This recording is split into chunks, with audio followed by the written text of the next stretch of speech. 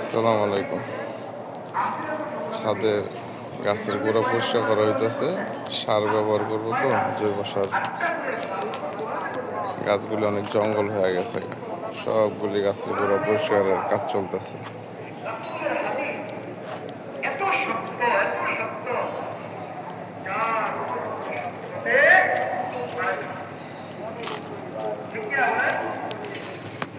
খবর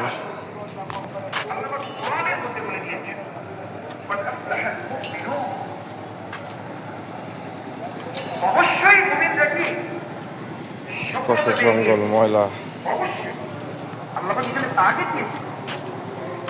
অবশ্যই মুমিনরা সফল। যদিও কোনো মুমিন রাজমিস্ত্রির কাজ করে,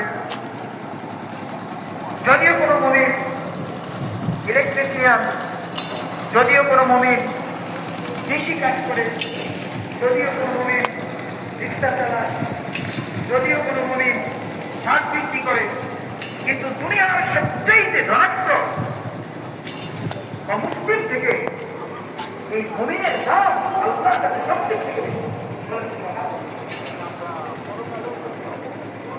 আল্লাহ সুবহানাহু ওয়া তাআলা কোরআনে কারীমের মধ্যে স্পষ্ট ভাষায় বলেছেন, ইন্নামাল মুশরিকুনা নাজাস।